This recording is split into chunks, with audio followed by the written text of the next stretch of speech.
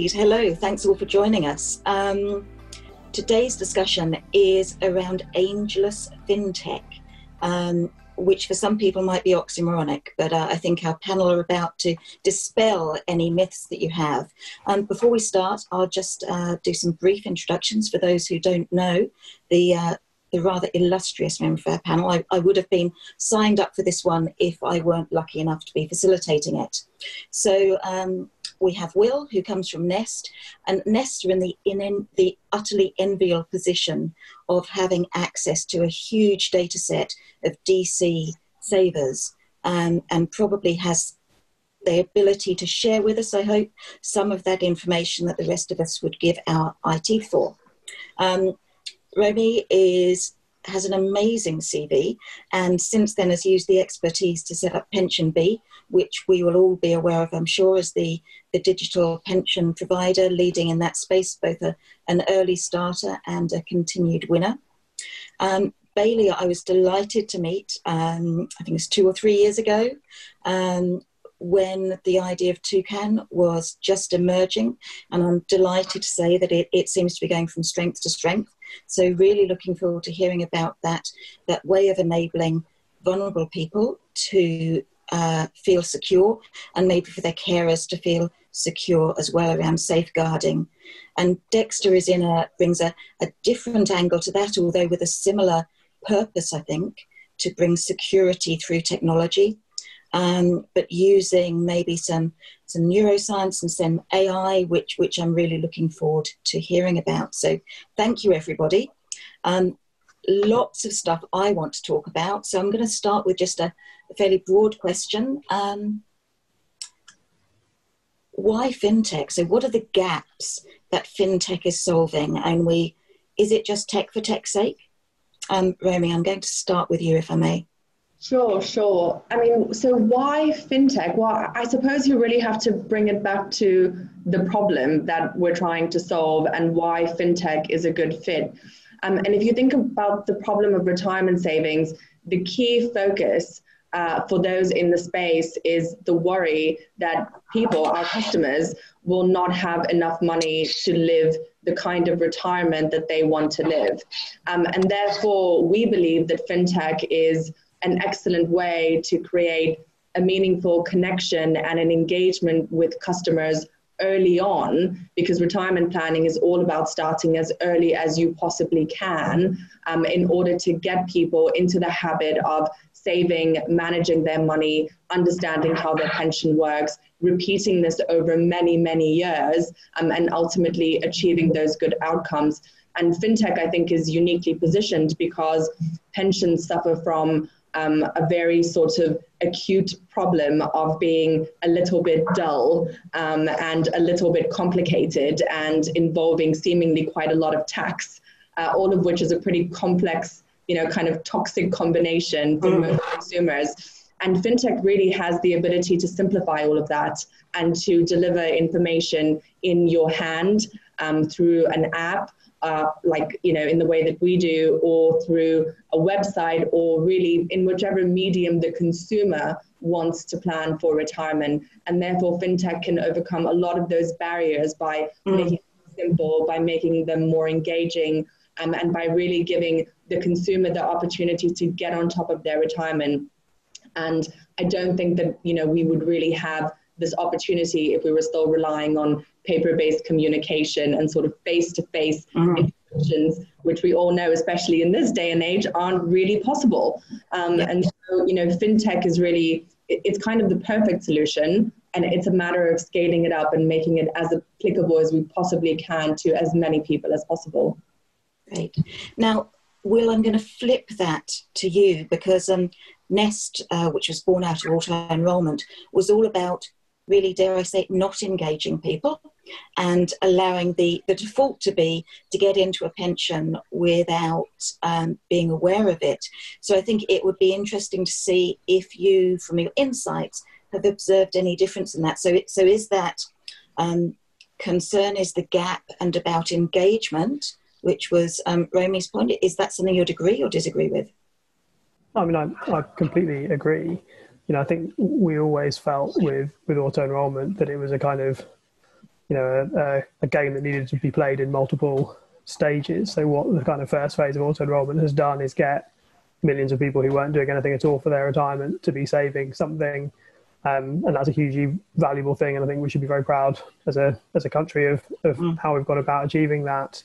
But we know that for lots of people, the default levels at which auto enrollment operates won't necessarily fit with their expectations for an income in retirement or kind of what they might be expecting. And so there is this now, I think, this kind of next wave challenge now that we're through the implementation period of auto enrollment, which is to think about how do we get people to engage a bit more with the assets that they're building up, and how do we start to build on that engagement to get people thinking a bit more about the kind of right levels of participation for them. And with that, just pick up on a couple of additional things around the opportunities created by fintech. So I think the first thing that fintech does is enable us to bring a lot of data together in one place, and equip individuals with their own data in one place to help them to understand, am I in that group who maybe should be saving a bit more, or am I in that group who maybe has some other more pressing financial needs that I should be addressing first? So that kind of aggregation of data is really critical for people. I think the other thing it does, picking up on this engagement point, is it creates the opportunity to put pensions information and behaviours in amongst other financial information and behaviours. So we start to kind of get people who can then see, where does my pension pot sit alongside my other assets, my borrowing, my kind of current account assets, and it just creates that opportunity to kind of find moments when maybe adding a bit more to the pension makes more sense in amongst other financial priorities. And so I just think I completely agree with Romi on the engagement point in general. I think there's a huge range of opportunities that fintech gives us to start to move into that engagement phase. Well, I guess as expected on a panel about fintech, I wouldn't expect massive disagreement on that point. But I think if I can move it to the other end of the spectrum, for both you, Bailey, and Dexter, I guess you are to some extent providing a solution for people who may not be aware of the need. Or so how does fintech play with an audience an end user who we characterise as being maybe not fintech aware, or do you define yourself for the carers? I don't know who wants to pick that up first. Yeah, Bailey? To pick that up. So fintech is a buzzword. It just brings together the concept of finance and technology, and neither of those things need to be visible to the consumer. It's actually what job does the consumer need to accomplish, and how best can we as designers, as product designers, serve their needs and deliver what they need. And technology is a great enabler. Just look at us, we're all doing this over Zoom. We wouldn't have been able to do that, otherwise without digital technology.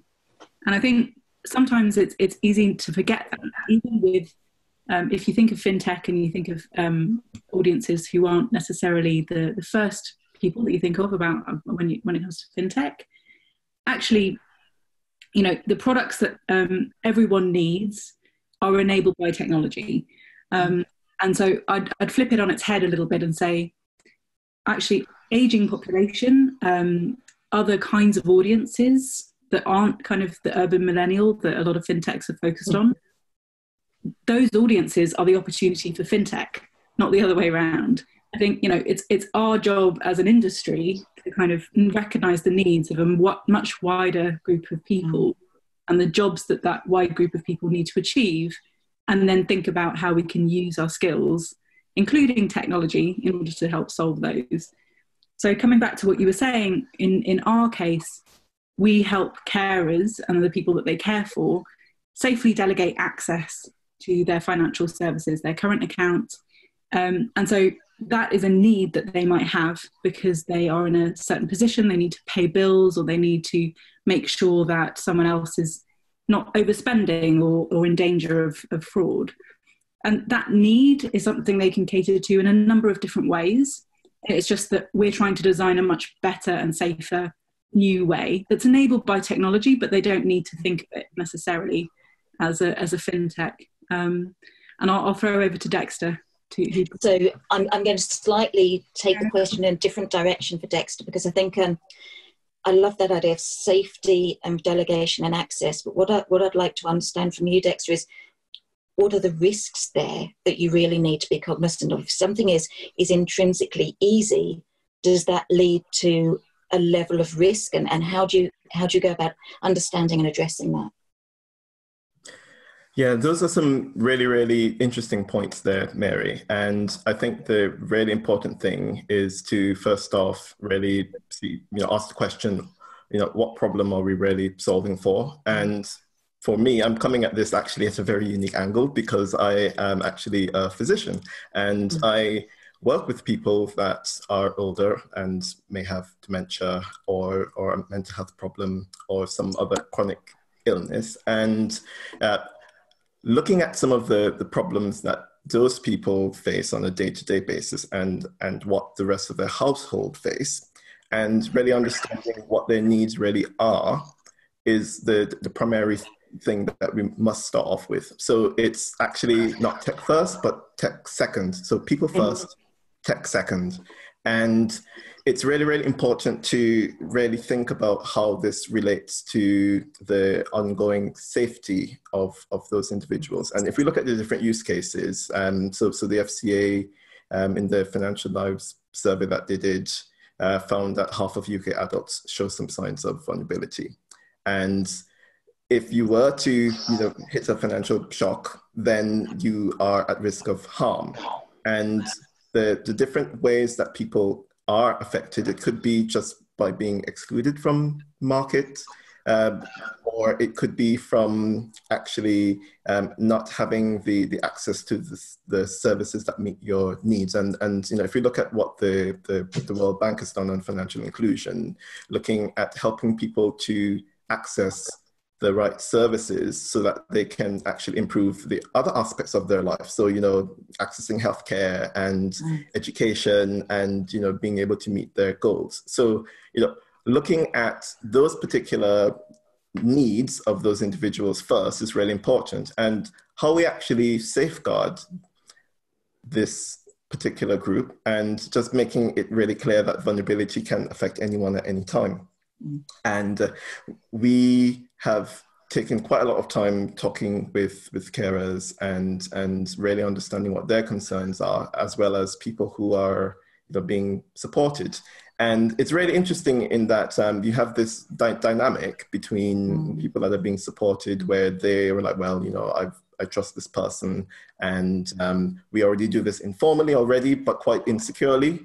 And the tech is now trying to then make that safer. And at Kalgera, we've convened a stakeholder working group with people working in fraud, working with people with disabilities, and looking at this with carers on as well. And now just really understanding how you would actually develop a framework to safeguard these individuals is something that we're actively working on right now, because the big risk really, it's social engineering scams, on top of all of the things that exclude these individuals from accessing the services that they need. So I think just really enabling them to access those things that they actually need for day-to-day living, it's the first step really, and the safeguarding is just being built in there. So if we identify something unusual on the platform, reporting that and tapping into banking protocol that's run right now, where if someone is suspicious of something, they can report it discreetly. Just tapping into those existing resources is something else that we're actively doing. That sounds fascinating, and it's making me go completely off topic. So I hope I'm forgiven for this. We at the moment are in an environment of sometimes no dividends, plunging pension assets, and fear, scary times. Is there have you seen, both Will and Romi, have you seen an increase or a change in people's behaviour? I'm just wondering whether technology maybe enables people to make decisions much more quickly than they would have done in the past. And is there a risk from that? Yeah, absolutely. I mean, I think,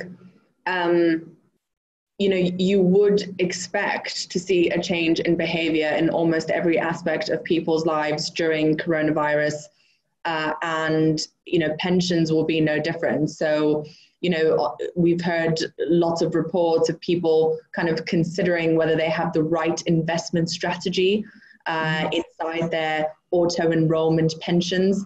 And that question arises because most people won't have watched in real time market shocks happening to their pension, right? So those of us that lived through 2008, we will have seen that, and we sort of know what it looks like and what to expect.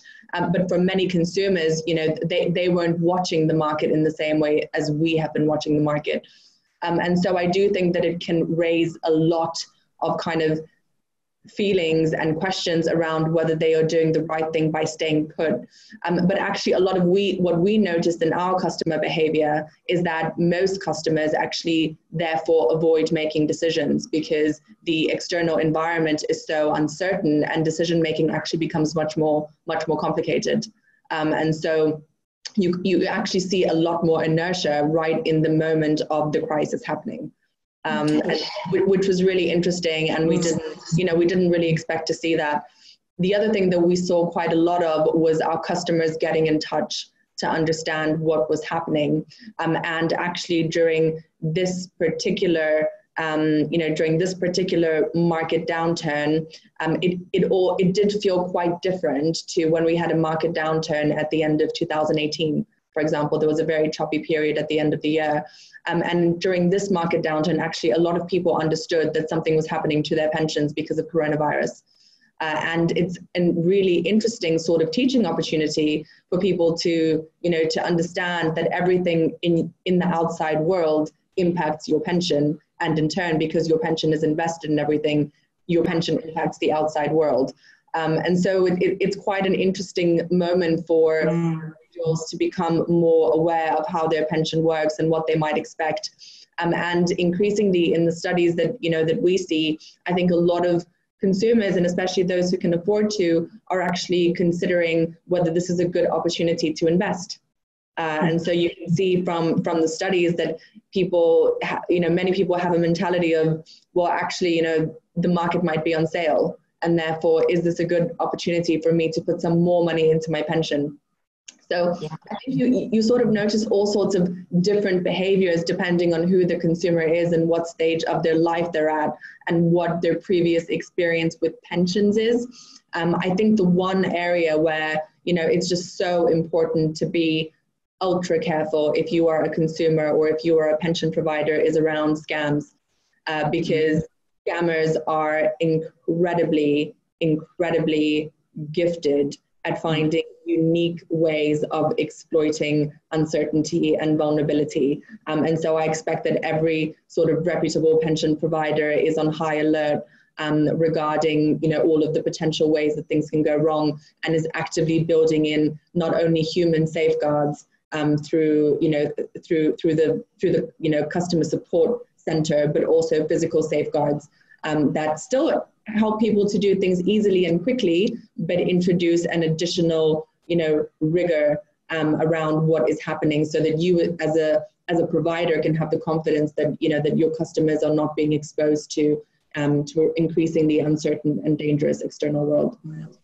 It's a really interesting insight. That's an opportunity for further engagement and education, and potentially people investing more. And Will, I'm suspecting the average Nest customers is maybe a bit different to PensionBees. Are you able to share anything that's happened recently that you're seeing within Nest? I mean, I think it's probably a little bit too early to say.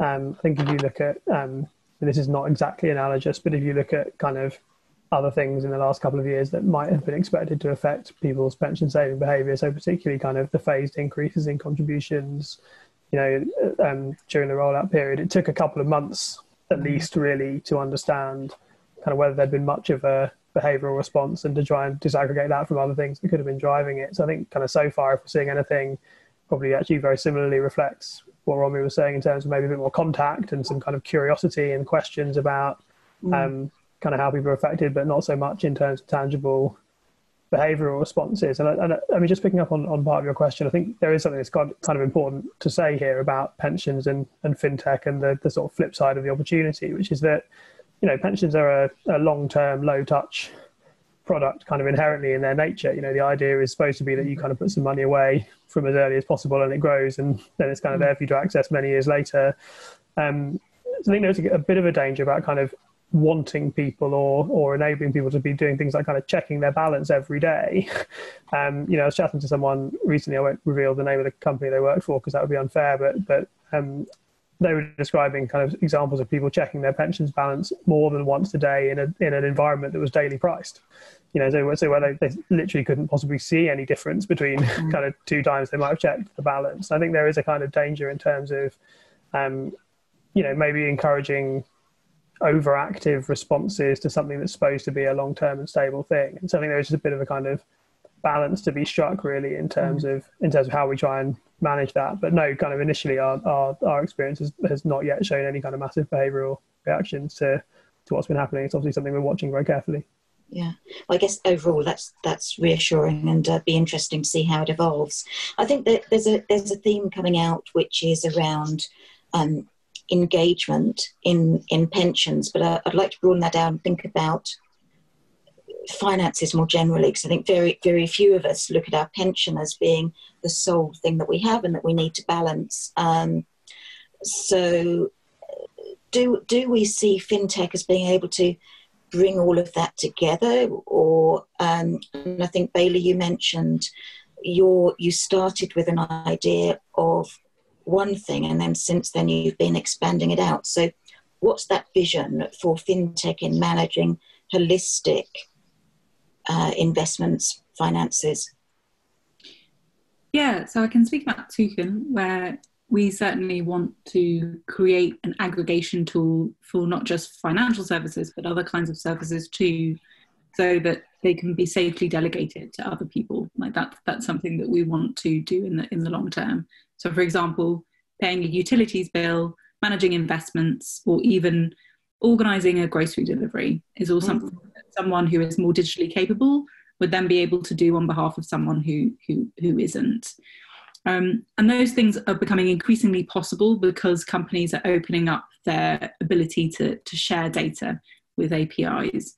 So we live in a world where those kinds of APIs are mainly designed and used for kind of young, trendy, like apps that for people living in urban centres, but actually could be really, really, really useful for some people who don't have access to a lot of kind of new, innovative fintech apps. I just think of the industry that Toucan was born out of, really, where I looked around in the marketplace and everything that I saw was designed for the same kind of consumer, who was really looking for something gamification and something that aggregated everything, and the kind of amazing work that Monzo did, but Monzo-esque kind of audience. And actually, I just think there are so many more people who could benefit from these tools. So that's where I come from. In terms of the kind of aggregation of other finances more generally, I think there is a massive opportunity for the older generation, which probably hasn't been realised as much. Although, to be fair, I don't have the data behind something like a money dashboard, for example, which is a great tool that I imagine, because it was desktop first, maybe is used by more than just kind of the Monzo generation. But an aggregator tool that can build in all these other different types of products, I can imagine being super useful for someone in an older generation. And it's just that no one's really done that yet. So yeah, Romi is probably the closest. So you can ask Romi when you come around to her. And Dexter, I'd like to pick up with you. I was fascinated by that statistic of 50% of the UK population being vulnerable in some way, and what the implications are there around enabling people maybe to bring finances and maybe more together. Do you have anything more to say around that? So I think really on this point of vulnerability and the lack of awareness by those who are actively experiencing some of those scenarios, I think so for example, we recently did a new survey looking at some possible things that we might do later on with cards and things. And one really interesting part that came out is that we had more than 80 responses, and only one person self-identified as being a vulnerable person. Wow. Which I think is quite telling in this case.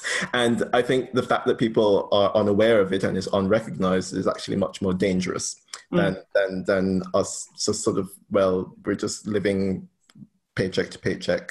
A lot of people are. And just in terms of using fintech to solve for this problem, it's not sexy, but it's actually much needed. And really, really helping people to actually put together, where the things are currently in a drawer somewhere that they don't really look at very often. And it's only if they have to fill a form is when they'll ever pull any of those papers out, making it something that is much more accessible and a lot easier to understand. And I think the really, really amazing work that Romi did, way back when, actually physically getting the paper from the pension providers themselves to then digitize it until they could actually, actively, have that in batches coming over. That sort of work, that's really hard graft.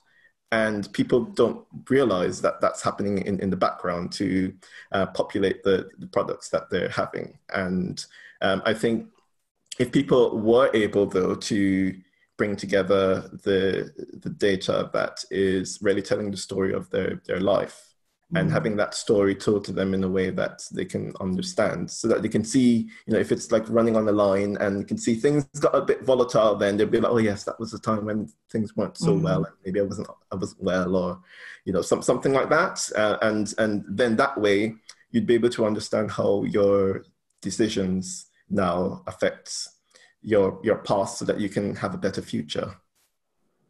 That's a great line. Bailey. Yeah, I'll just add to that, because I'm very passionate about designing better for vulnerable customers. And for me, I feel vulnerability is a term for industry, right? It's not really about do I identify as vulnerable in my day-to-day. I think really it's up to us as the people who design and build products to have in our head, what are the situations where someone might be experiencing perhaps bereavement or a job loss, or they're coming to my product and using it because they are in distress of some sort. And that applies not just to the digital version of the product, but actually what sits behind it as well. And I think, it really comes down to how you design a product, how you think about the compromises you need to make between something like friction to make sure that someone's safe, versus the ease of getting a product. So it comes back to some of the themes that you were touching on earlier, and Dexter was too. So yeah, I think the FCA is currently going through a couple of consultations on this work. And I'm so passionate about all industry players, not just those focused on older adults, but everybody kind of taking a leaf out of that book and adding that into their product design flow, because it's so important. Yeah, and I think, good design is good design, and it works agelessly. And I'm loving this point about the regulator, because it was where I was going to next. Because we are all, you are all coming at this from there's a need for engagement, there's a need to make it frictionless at the same time as protecting the vulnerable and being able to really make it easy for people to bring things together and do the right thing. The regulator also has that objective, but maybe comes at it through a slightly different lens. So, Romi, again, I'm going to start with you, I'm afraid, because I suspect you were at the absolute forefront of this. So, have you seen changes evolve over time, and what have been your biggest learnings? Well, I think if we focus specifically on the proportion of consumers who are nearing retirement, I think the single most important intervention that the FCA is introducing, which has now been delayed a couple of months owing to coronavirus, is investment pathways. And I think the FCA recognizes that consumers, they do need to engage, they also need to engage in a way that is quite easy for them to be able to make the right decisions and get to the right outcomes. And so investment pathways will introduce, for any consumers who are in a position of not receiving financial advice, the explicit and upfront option of choosing between 4 different products whenever they, whenever they're at the point of thinking about accessing their pension. They'll get to choose between 4 products that are quite aligned with the sort of objectives that they might have. And these are objectives that consumers can easily identify with. So things like, I have no plans to touch my money for the next 5 years, or I plan to withdraw a significant amount of my pension in the next 5 years, or I intend to make occasional withdrawals, or I'd like to buy a guaranteed income with my pension. And so enabling consumers to engage by making it easy, I think, is very much on the FCA's radar. I think that ease is then accompanied by a strong focus on governance and ensuring that, in creating these options, that consumers can have the confidence that the creation has been overseen by somebody independent. And so I do think the FCA is very much combining those aspects of make it easy, make choice architecture easy, but make sure that it's done and overseen in a way that ensures that it's, that it's safe and good for consumers to be taken on these journeys by pension providers. But very much, when we look at almost anything that comes out of the FCA, there has been a change in the way that they do regulation, which is focused on empowering the consumer more so creating demand and slightly less about, controlling supply and focusing on redress, which has, typically been the approach of the regulator. That's interesting. And it's great to hear somebody be a strong proponent of the approach the FCA are taking. That's not what we always hear in these forums. Will Nest took an early position on investment choices and portfolios. What are you able to share any insight from feedback or learnings around that?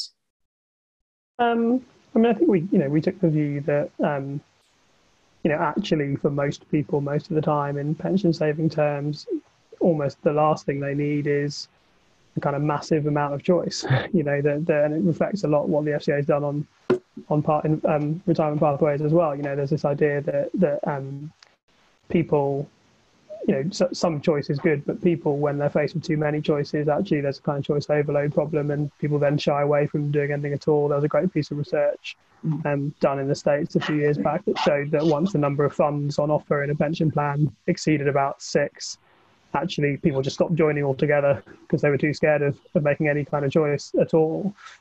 So that informed our view, as did some research we did around kind of appetites around and attitudes to risk and loss, which showed that particularly kind of some of those people who'd be first enrolled at slightly kind of younger ages, there was maybe a particular kind of aversion to loss, and that helped to shape some of our decisions about the design of our default funds. But yeah, I think it comes back to this point about governance really, and something I just wanted to say, picking up on some of the discussion so far. I think one of the really interesting things about fintech is the sort of fintech community has been a really active adopter of behavioral economics and kind of choice architecture and nudges.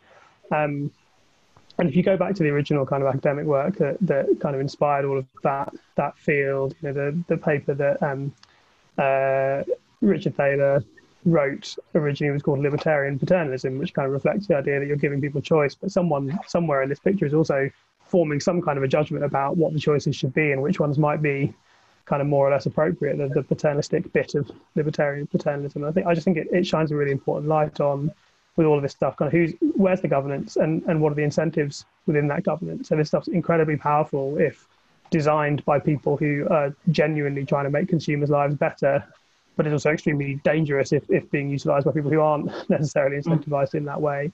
So it just, really just to reinforce everything that's been said so far about kind of governance and putting the end users' security and safety and best interests at the heart of the design that goes into these things, I think is really critical.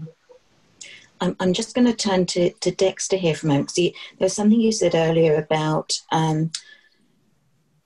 use of AI. So I'm interested to hear your views on two things. First of all, the point on choice and too much choice, how that reflects within vulnerable customer groups. And then the other piece around the regulator's view maybe on some of those bits that you're doing behind the scenes. Are there any observations that you could make?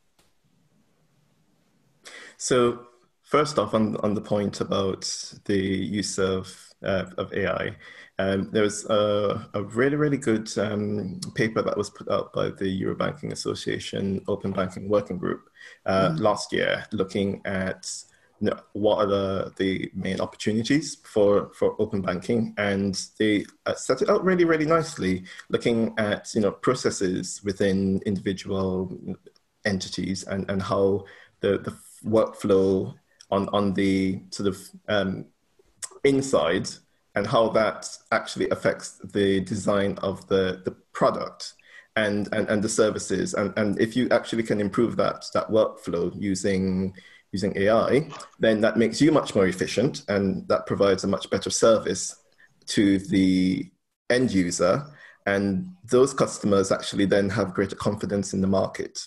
And I think really, really making it really clear that Bailey said earlier that the end users don't really have to know what technology powers what's going on, because like looking at the example of open banking, it became clear that no one really cared to know how it works and all that. They just wanted to know that it actually helps me meet a need.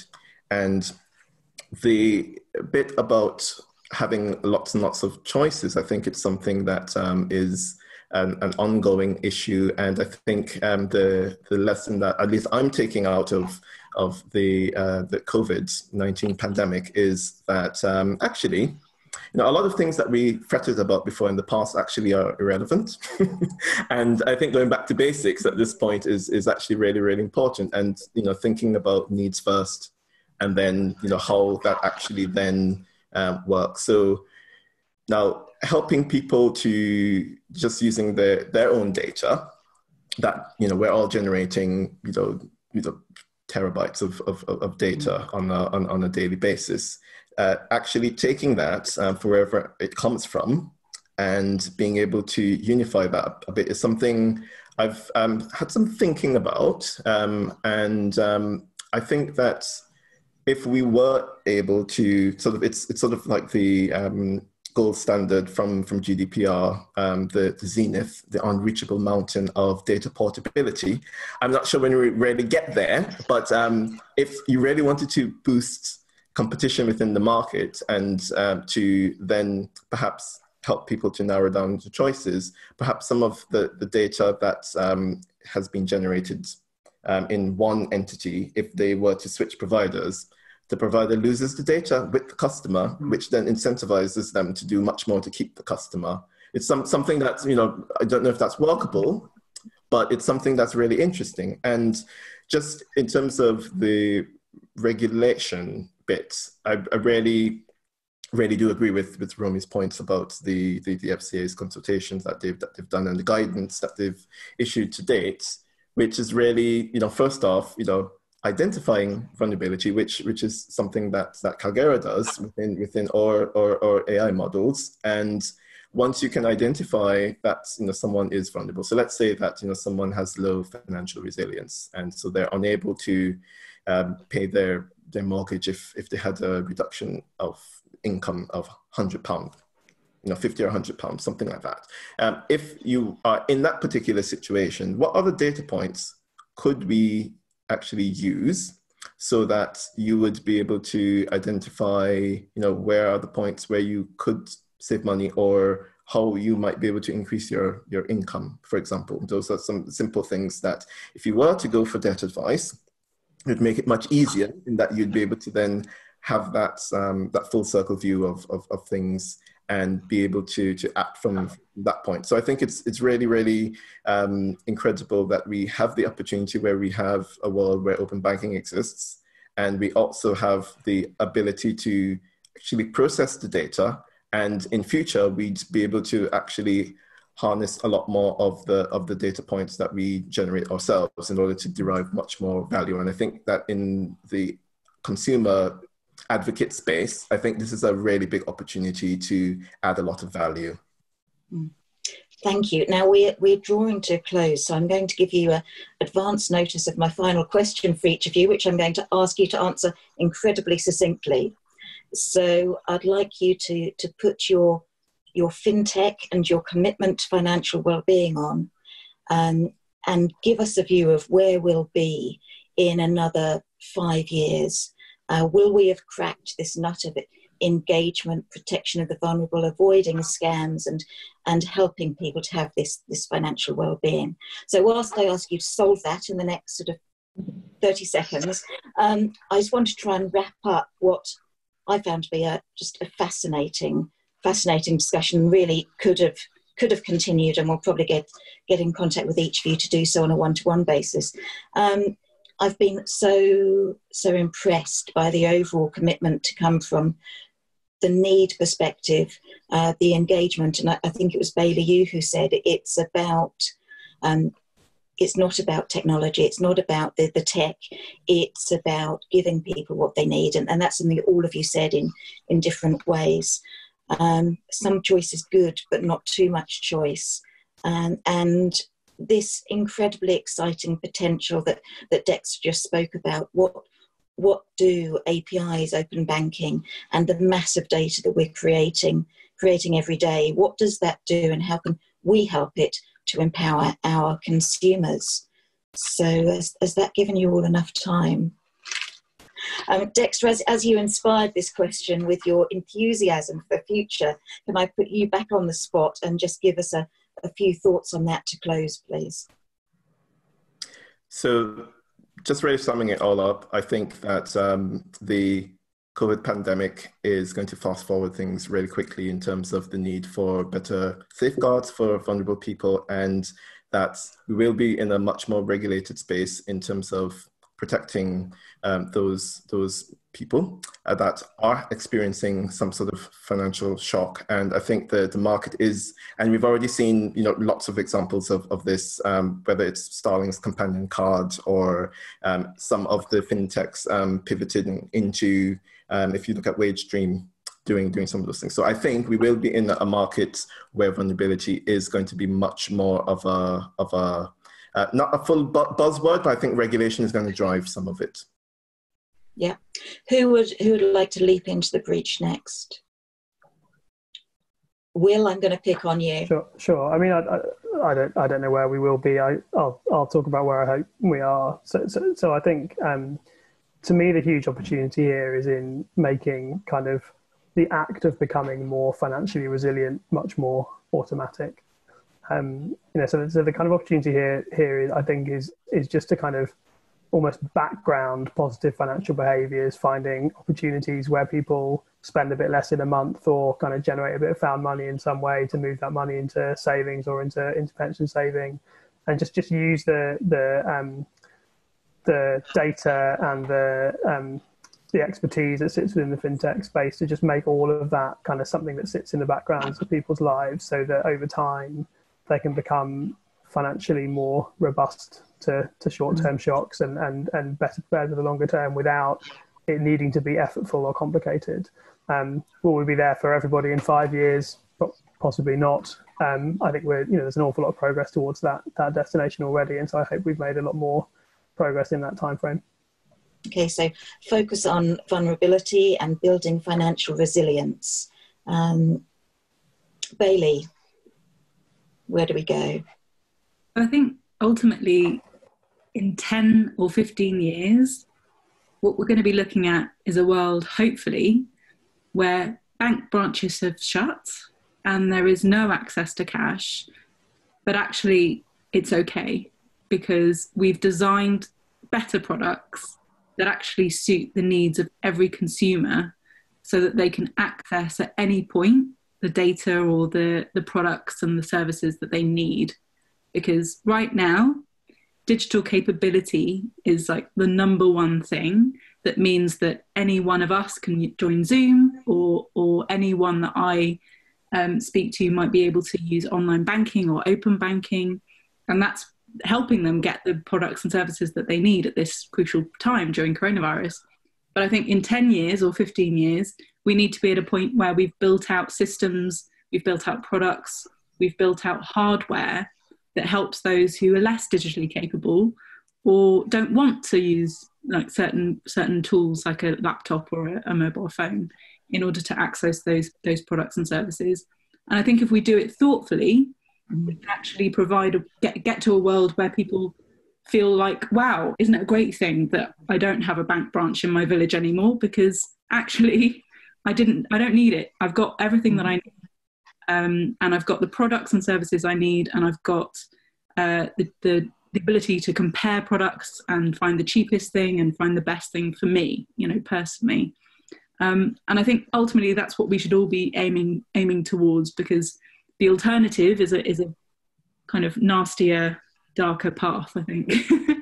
Okay. That's why I'm in fintech anyway. And then over to Romi, just to give us your final thoughts, please. Sure. So I mean, I think we've spent a lot of time focusing on solutions to get people saving. And I think our big focus at PensionBee over the next couple of years will be on solutions to get people spending after the age of 55, because ultimately the pension is there for you to use and to support yourself in later life. And I think the way the system is currently set up does not yet allow for, easy ways for consumers to make good decisions about spending their pension. I think, if you look at sort of the default ways in which people start to spend their money, the typical reaction is, I'm going to withdraw my 25% tax-free cash sum. I'm going to put it in my bank account. It might sit there doing nothing. You might make yourself more vulnerable to a scam. And the reality is, what you want is people to stay invested in their pension for longer and really only spend their money when they need to spend their money, so that they can keep growing their asset base, and so that they can keep so they can keep that level of financial resilience that they may have spent 20, 30 years building up, so they can keep it for as long as possible. And that's the problem that we're very much focused on. Thank you, everybody. I have to say, I feel much more confident and optimistic about the future in what could be seen as a bit of a concerning world with plummeting stocks and that picture that we painted at the beginning. So thank you very much, and here's to the future.